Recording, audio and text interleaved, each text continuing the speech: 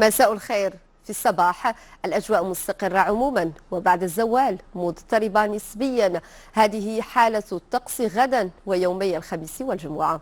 في الصباح إذن ستكون السماء قليلة السحب بكل ربوع المملكة، باستثناء شمال الأقاليم الجنوبية التي ستشهد تساقط قطرات مطرية، في حين ستعرف منطقة طنجة هبوب رياح قوية. هذا وستتمركز كتل ضبابية بالسواحل الأطلسية الشمالية خلال النصف الثاني ليوم غد. وكما أسلفت الذكر سيصبح الطقس مضطرب نسبيا، فبالأطلسين الكبير والمتوسط يرتقب هطول زخات رعدية، وبمنطقة طنجة ينتظر تساقط أمطار ضعيفة، ثم بباقي الربوع يتوقع سماء الصحوة.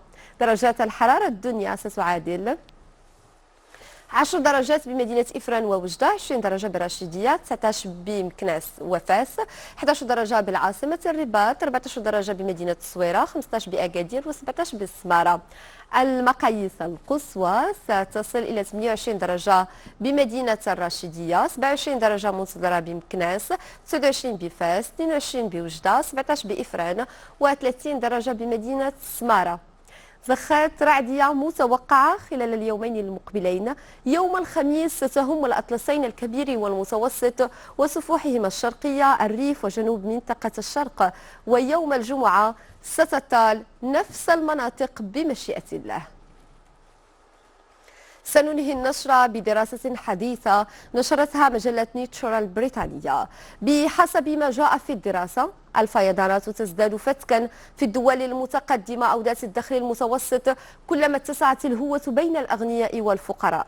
فالدراسة تطرقت إلى أن الفيضانات التي ضربت دولا متقدمة أو ذات دخل متوسط بين 1990 و 1018، والتي تسببت بخسائر بشرية رغم تمتع هذه الدول بالموارد اللازمة لتجنب تداعيات الفيضانات. ففي هذه المجتمعات يكون الفقراء في الواقع أقل قدرة على مواجهة الفيضانات أو النجاة منها، بينما تتركز في الأحياء الغنية غالبية الخدمات والموارد المستثمرة والبنى التحتية المناسبة. بهذا الخبر نكون قد وصلنا إلى نهاية النشرة الجوية. فرجة ممتعة مع بقية برامجنا على دزام.